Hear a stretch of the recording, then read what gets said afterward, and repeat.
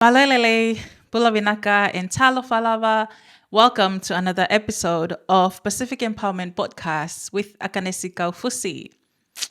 It has been an interesting week and month, I can say, from all the everything that's been going on online. I never thought that starting my Pacific Empowerment Podcast would shake the Tongan community as well as the Pacific community. Because when I first started my podcast, I wanted to empower people on how to think positively, how to change the way they think, their mindset, how to create wealth, how to change your beliefs about yourself so you can be able to build a better life for you and your family and your business. But then, because I'm talking about my personal experience, for those of you who are not familiar with podcasts, there are over 6 million podcasts in the world of people talking about their experience, talking about their personal story, sharing whatever they have learned throughout their journey so they can help other people. There are crime podcasts, there are other podcasts, and it's a really, really good platform for people to use because you can start your own podcast from your home. Now people can just start their own podcast without having to depend on media to tell your story. You can just hop on, start your video, YouTube, or go to Spotify and Apple and start your podcast. And that's what I've been doing, talking about my personal life, what I have learned so far in my journey, what I've learned from my upbringing, the church, the family that I grew up in. And I'm not going to lie, there is no family that's perfect. Everyone has their own issues. And that is why I talk about personal development. That is why I talk about mental health, because it's really important for us Pacific Islanders to start taking this seriously. Because as you can see from the testimonies coming out, these are men who haven't healed. It could be something that they grew up with. They grew up seeing this from someone. The reason why we need to seek professionals about these issues so that you can heal, so that you can be able to stop these problems that you are doing it. I think in Tongan, we call it mala, the things that you see, very disgraceful behavior that we see, coming from these church leaders and other Faikava men. And it's a huge problem. It's bigger than I thought. I didn't know how bad the Faikava and Doa issues until the testimonies from women started coming in, and how the backlash from men, Faikava men online. And I was like, if they didn't show that much backlash, I think it wouldn't be this big. But because everyone was shocked that I called the Doa prostitutes, but as you can see, some of these behaviors, they are seeing women like they have authority over them. They're seeing women as like an object, treating them like objects where women has to tolerate their behavior in order to get paid. And that's what prostitutes usually do. But this episode, I want to talk about bullies because I have learned so much this week about how strong I was. I didn't know how strong I was until I received these bullies online. And I'm so grateful because I have worked on myself for years and years in my personal development, in my mental health, in my mindset to prepare me for this moment. I have never thought it will get to the situation that what's happening now. But it is true, God works in mysterious ways and he prepares you for whatever work that he's wanted you to do. No matter our plans and whatever we want to do, it is his plan that always stands. Because I use this podcast. This podcast was created thinking about business and empowering people to create wealth and changing their mindset. But then I never thought it would get to a time or it will get to a point where testimonies and women came forward, victims about these men in the Faikava. And I'm so grateful. This is something that I'm not prideful about, that like I'm proud that, but this is something that I'm grateful about to God for using my platform for these women to voice their disappointments about their husbands, to voice the disgraceful behavior that was done to them by these perpetrators, by these Faikava men. I'm so grateful. You do your own plan, but God's plan is always the best. And I'm so glad that he protected me and he gave me the courage and the spirit to stand up against the bullies that was attacking me online. Also, the reason why I want to talk about it, because talking with these victims, and one of the victims asked me, Nessie, how are you so strong? How are you so brave to share these testimonies in your platform, without fear of getting backlash or getting bullied by people? The details in these testimonies are very disgusting. And it's very taboo because we have our relationship with our brothers and our sister where we don't watch TV together. We do not read stuff like this together online, but it comes down to what is more important. Is it more important to keep the respectful boundaries between the families and, the va, tau hiva, or is it more important to expose these disgusting behaviors that these women have been holding on to for years? Because they were silenced, because they were threatened, because they weren't believed by our own people, that this happened to them. And I'm so grateful that God uses my platform. The Bible does say that whatever you do, whatever is hidden, it will come to light. And there's a Tongan phrase for this, lilo be kai kio. Whatever you do in the dark, it doesn't matter if it's 20 years, it will eventually come to light. And that is why it's really important for these women and for the victims to come out and talk about their issues, because it is nothing to be ashamed of. And for all the victims, it wasn't your fault that this happened to you. I do not understand our Pacific community blaming these victims when it is the man that is doing this disgusting behavior to these young women. So when the girl was asking me how strong I am, how do I have the courage? I think my answer to that is that God was fighting for me, as well as I was preparing myself mentally for this moment for years. So this courage that I have wasn't just something that was happening unexpectedly. I worked on myself so I can know who I am. That whatever happens, no one will ever change or have power over me or tell me who I am or use anything to defeat me or use any type of bullies to go against me, because I know who I am. And that is why it's really important for you to work on yourself, work on your mental health, work on your mindset, to really know who you are as a strong woman in the Lord. And you are a child of God. Children of God doesn't deserve to be treated like how these men treated these young women. You have to know your worth, especially for women. You have to know your self-worth. You have to demand respect from these people. You have to show these men that they do not have power over you. And you have to show these bullies that they do not have power over you. So bullying is a game of power. People who bully other people. So they want to have power over the women or the men or the victims, whoever the victims is. They want to have power over them. And how they have power over them is they try and bully them online to see the reaction of the victims and to get the victims down. So the victims will just stay down and, afraid to speak up and afraid to stand up for themselves. And they use different tactics. As you can see last week, what happened, I didn't know it will get this far where they photoshopped me with another guy. I had no idea who the guy was. They photoshopped me with that guy to try and make me mad and try and bully me to try and see if I get a reaction out of that. And I was laughing, because some of my friends sent me the photos and they thought that this photo will shut me up or silence me. But I went to the photo.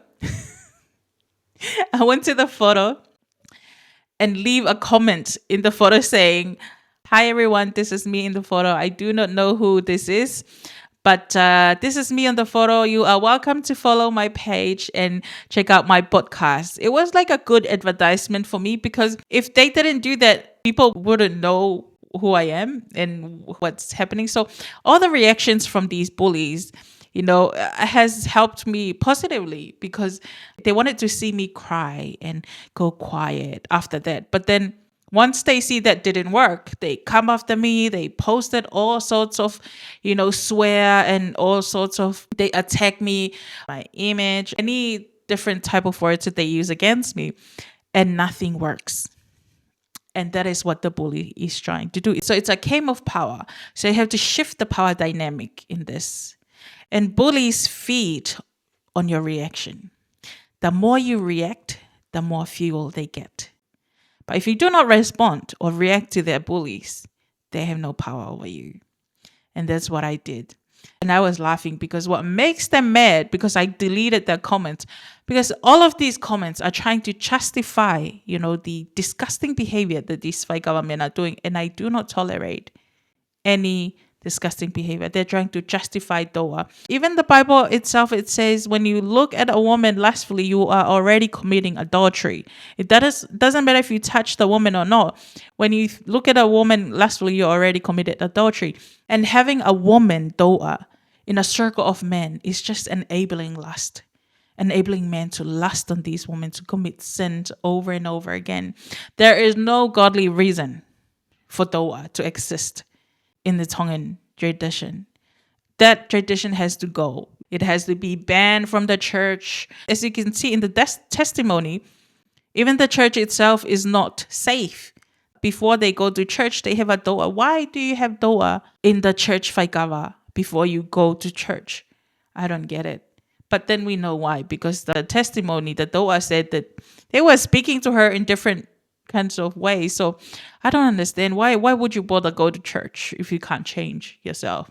Anyways, but these bullies, they were attacking me from different directions and it didn't work. It didn't silence me. It just get me louder and louder and louder. Because if they didn't bully me this much, women wouldn't come forward. But because they bully me, I came with another video calling all the doa to come forward with their stories. And I had no idea. I didn't know that the women themselves will come forward. But I was surprised to start receiving messages. That the night that this Tongan page put up the photo, my photo with the other guy to try and bully me, it's the same night the testimony started coming from these women about the Faikava and the Doa.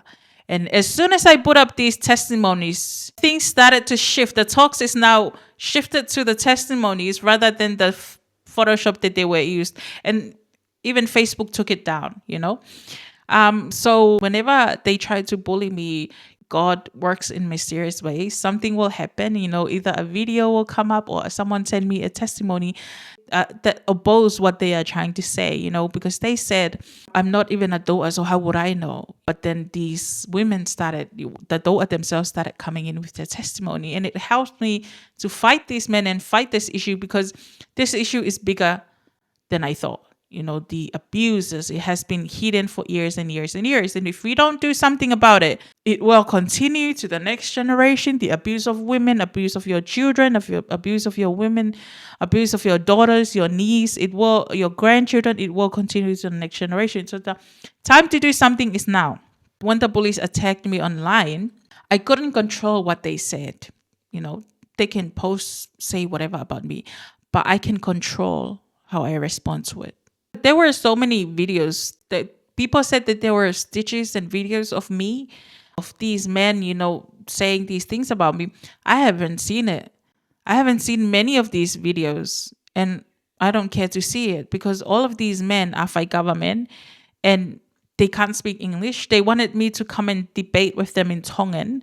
But there is a saying, when you try to wrestle with the pigs, you will end up getting dirty yourself as well. So it's best to let the pigs wrestle themselves in the mud so they can just get dirty themselves. And then you'll just watch from the side while they wrestle. And there's a Tongan saying called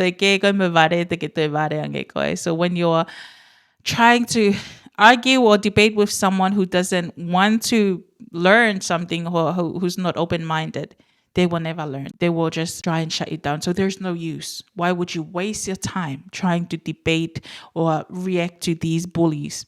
Because the reason why they bully you is because you're speaking the truth, Criticism often means you're making an impact.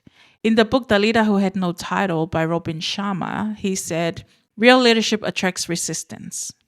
Criticism is proof you're doing something important.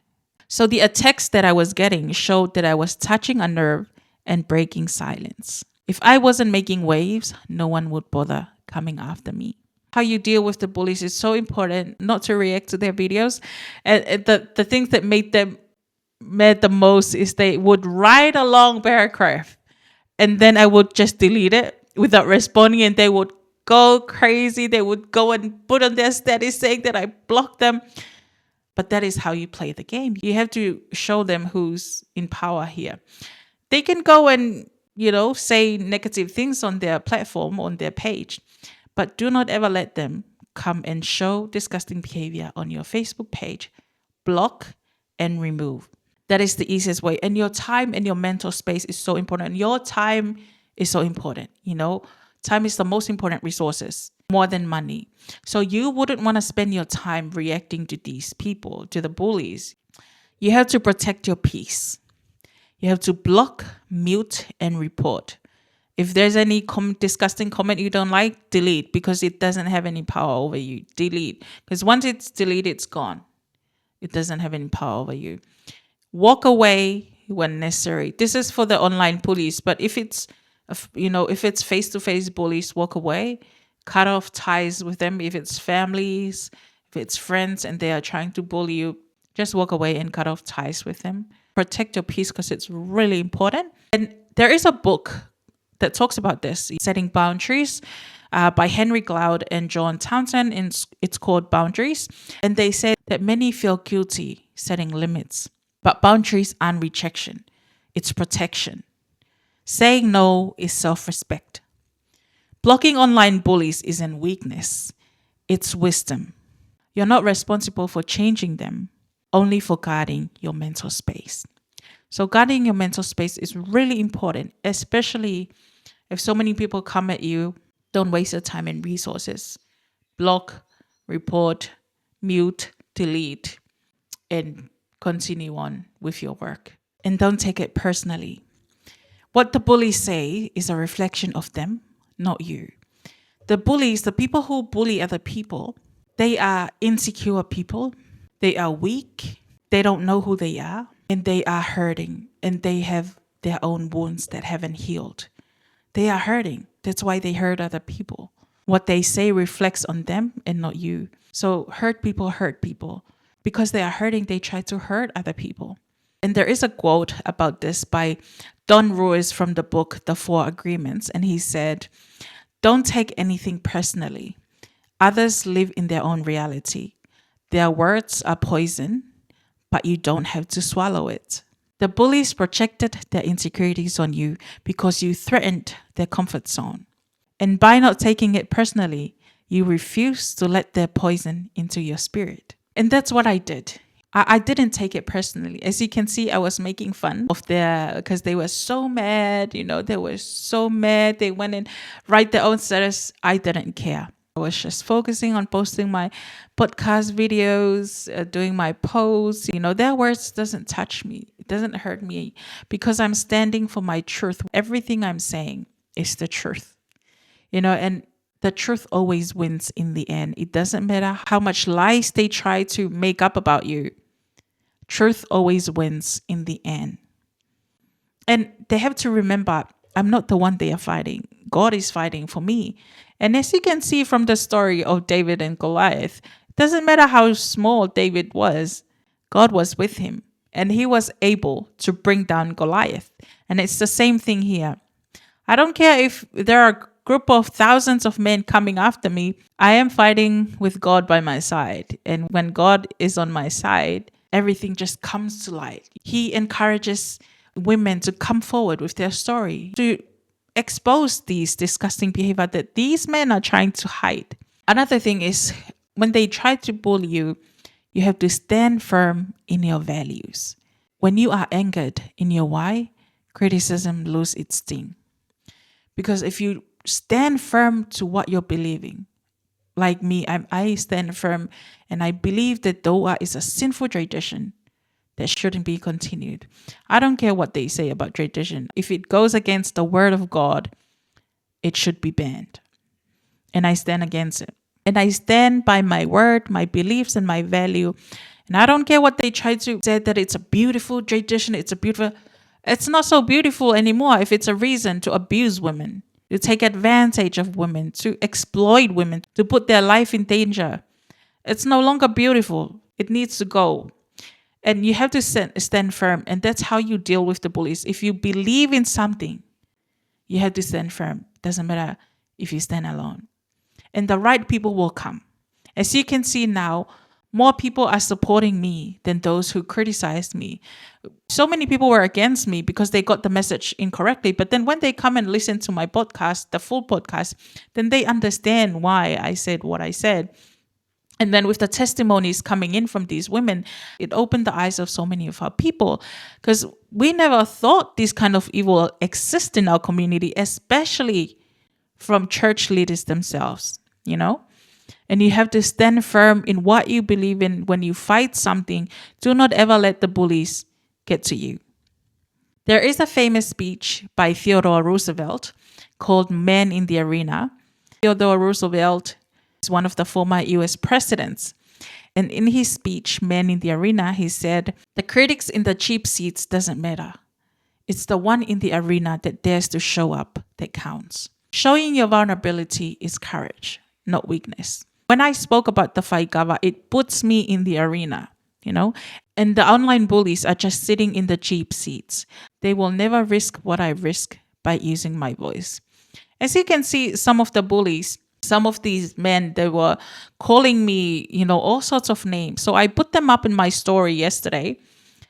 And suddenly, all of their families, moms and wives and everyone messaged me and asked me to remove it because it hurts their reputation. And I'm like, you have to prepare yourself, because if you are commenting on other people and you're calling other people names, you have to be prepared, for other people to come after you and publicly humiliate you. So if you're not ready, if your family is not ready to be publicly humiliated, you have to be quiet. I mean, speaking out is okay. Disagreement is fine. But calling other people's names is when you bully other people. And if people do come back and do the same thing in return and you can't take the heat for it, you can't take it, then it's best for you to sit in the cheap seats and, just watch from the side instead of wanting to come and, throw hands from outside the arena when you can't even take the punch in the arena yourself. So you have to remember, every time a bully or a criticism comes after you, know that you're doing something important, and know that these bullies are only critics who sits on the cheap seats outside the arena. And know that criticism often means you are making an impact. And this is really important if you want to become a leader, because to become a leader, you will have to disappoint people sometimes. And if you can't take the criticism, if you can't take the disappointments and the punches thrown at you, then you're not ready to be a leader. So that's why it's really important that I say, work on your mental health, work on your mindset, so you know who you are. And you can be secure on yourself enough that no words or no attack from outside can ever deter you or put you down or change your perspectives or change what you believe in. And that's where strength comes from. It's built from self-care, reading books, learning new skills. Read books about personal development. Read books about leaders, read books about people who achieved something important in life, who changed the course of history, and see the strength and the criticism they received, the amount of criticism, the amount of attack. I mean, I'm lucky this is just online bullies and not physical bullies. So it doesn't hurt me. Their words doesn't hurt me, as long as my platform is used to help these women come out with their stories. I'm so grateful to God for that. And I will continue to fight this issue and the protection of our women, to give them a safe space to tell their stories without fear of criticism from our people, without fear of people who bully you online. Like I said, it's not what happens to you, it's how you react to it. So it doesn't matter what they say about you or how they attack you online or whatever they made up about you. Don't respond. Continue with your work. And if you respond, don't go and take a video live and tell them do this. It will just give them power. So don't give them that satisfaction, because bullies, they want to see you cry. They want to see you hurt.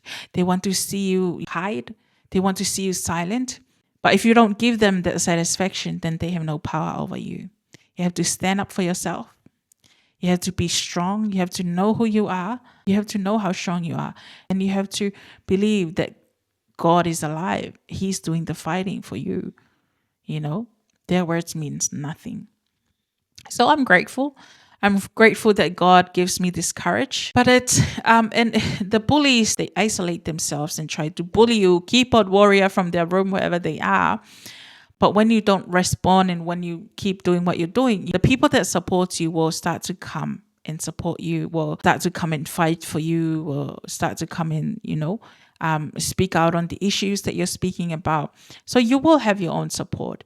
Every topics there will be disagreements. I think what our people need to understand, we can agree to disagree without throwing hands and calling other people's name. If you say something and they don't come back with a reasonable argument, but they come in and attack you with because of your looks or of your body, or attack your character instead of bringing a solid argument, then that's when you know that you win, because they don't have anything to fight you with. It's just just calling you names, which it doesn't hurt.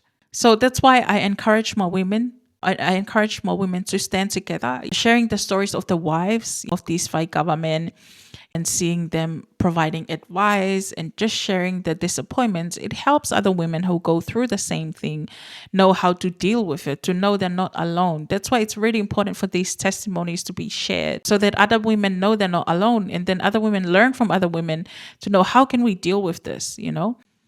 And every hurt or every painful experience that happens to you, you turn it into purpose. You turn it into something good. For example, when they tried to bully me with that photo, I go and comment on the photo and people come and follow me.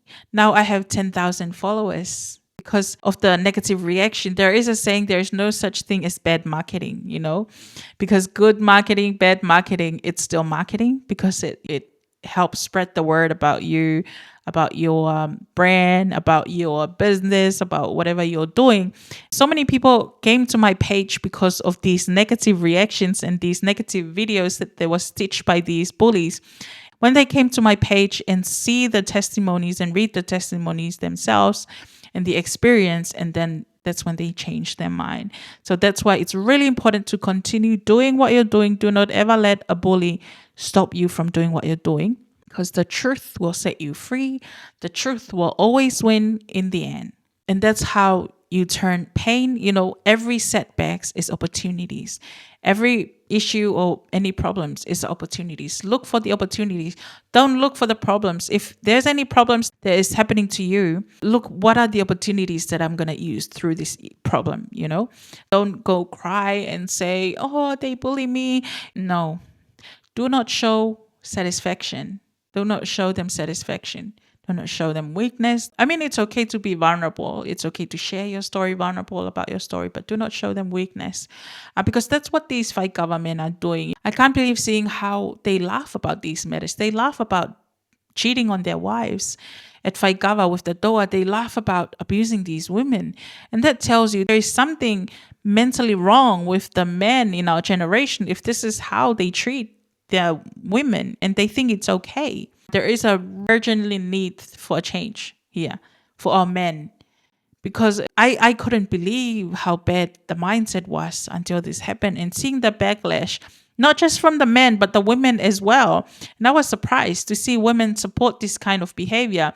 But then it doesn't surprise me anymore, because if you see the witness of the victim, the wife of the church minister who didn't stop the uncle, couldn't speak up, but allow the uncle to abuse his own niece, That is why we need to speak up.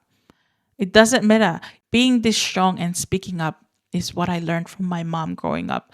Every time my mom sees something that's wrong, she'll tell it to my dad like it is. She won't be quiet. Sometimes they would fight because she brings up those stuff, but she's not afraid to speak up what she thinks. And if she sees something wrong, she say it directly to my dad, because working in the church is very, very fragile. You are the representative of God. And with the wife on the side, it is your responsibility to speak up.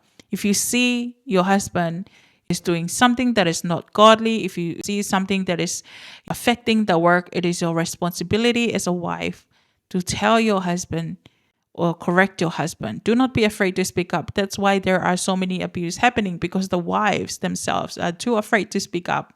And I encourage women to please speak up when you see there's something wrong. And also I encourage other men. What are the other good men doing? If you're a good man and you're not doing all these things, what are you doing to stop these abuse from the other men that are doing these abuse and these disgusting behaviors? We have to take responsibility, both men and women, to hold these men accountable when you see these disgusting behaviors, because it's not funny. It's not something to be laughed about, especially when women are abused and sexually assaulted. But yes, I want to thank my bullies, online bullies, my haters. I know that every topic there's disagreements, but disagreements doesn't have to be bullies. You don't have to attack other people just because you disagree with a topic. That's what uneducated people do. This is why I encourage Faikava men to stop drinking kava all the time and stay home. Stay home with your family. Read a book so you can learn something. Learn a new skill. Stay in your garage and build something. Learn how to do something. Just help your family. Be with your wife. Take your wife to dinner. Help your children with their homework. This is what you should be doing instead of going to drink kava all the time. As you can see, the frustrations from the wives themselves not having the time. And I'm just going to end this just with the short advice for the wives and also for the single women. When I got married, I told my husband was a heavy kava drinker because he was single. All they do is drink. And then when they go to work, they even drink kava at work. I was surprised when he told me. And he said that if he didn't marry me, he would have died already because of too much consumption of the kava. And he's thankful that he stopped drinking kava when we got married, because he can now open his eyes to see that there are more important things than drinking kava and spending time with your family. And because I told him straight away before we got married, I do not want you to go and drink kava or faikava because I don't want to spend my nights alone at home. How can you marry someone and then you leave your wife at home and then you go and spend your whole night, at the kava? So I told my husband directly, if you go Faikava and you leave me alone, I will go to the nightclub or I will go and find my own entertainment, because it's unfair. If you want to play games, then we have to play fair. There was one of the comment he said, if you want to go Faikava, bring your wife with you to the Faikava and then see what happens. Because other men will hit on your wife and you won't like it. So treat your wife like how you want to be treated. If you don't want your wife to go and find her own entertainment, then don't go fight cover. And I encourage the women to stand up. Stand up for yourself, know your worth, and don't expect less from these men. Our men, they use the Bible as an excuse to treat women badly and abuse them and neglect them. They said, I am the leader. Do what I tell you. I am the leader. If you are not doing your fatherly duty, then you're not a leader at home. You're not a father. You're just a man who have kids, but you do not deserve to be called father if you're not doing your fatherly duties and you are spending most of your nights in Faikava.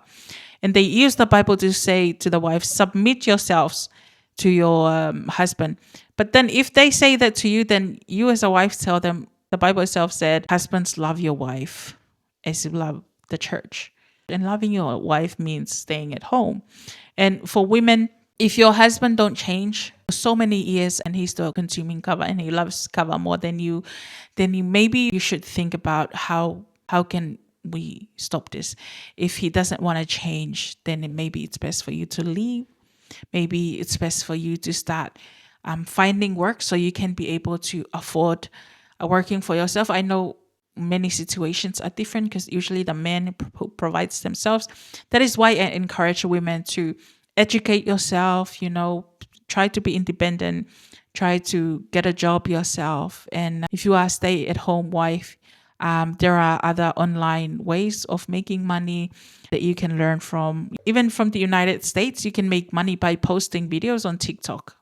You can earn money from YouTube. There are different ways to earn money. If you want to learn new skills, it's not too late to go back to school and learn to help you find a new job so you can support for yourself and your children if you decide to leave your husband so he can just go and fight Gava in peace. And then you choose your happiness and your peace. Because think about this. Our life, we only live once. We only have one life. And why would you waste so many years being disappointed by the same man? Now, there are other good men out there. And if your husband don't care to change, why would you waste so many years when you only live once to spend it disappointments. I mean, I'm not trying to get wives to leave their husbands, but it's just for these women that are disappointed that their husbands don't change. Maybe look at if they don't change, how can I change? Or how can I leave from this toxic situation and start my own life with my own children? There are other men out there. Trust me, there are other good men out there that are available. I think that my encouragement for women is don't let your husband or your man think that you can't leave them, because when they think that you can't leave them, they will take advantage of you and they will exploit that and they will go and do whatever they want because they know you won't leave them. You have to show them your worth. If you don't see my worth, then you don't deserve me, So you have to stand up for yourself. Women, I want to encourage you.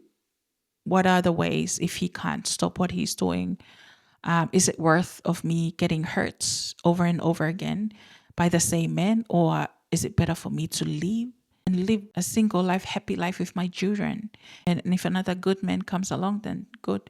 If not, I'll be happy. I would rather be happy with my children than with a man who constantly disappoints you every day. Because I don't blame you. If my husband would go Faikava every night, I don't think we'll be together anymore because I don't tolerate those kind of behavior.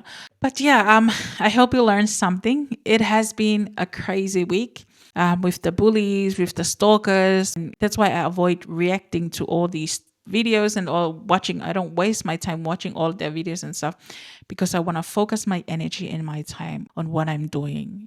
That's more important, like creating my podcast, planning my podcast, working on my business. But don't waste your time. Protect your mental space so you can focus on your work, on your life, on your family, and building a better life for you and your family. And I'll end with this message. Bullies only win if we hand them power. But when we control our response, protect our peace, and keep walking in our purpose, they shrink back into the shadows. Remember, the fact that they come after you means that your voice matters. So keep going and don't ever let them win. Thank you very much for listening. I hope you learned something from this podcast. And I will talk to you next week, same time, same place. Minaka, Malo, Pito, and Fafitai Lava.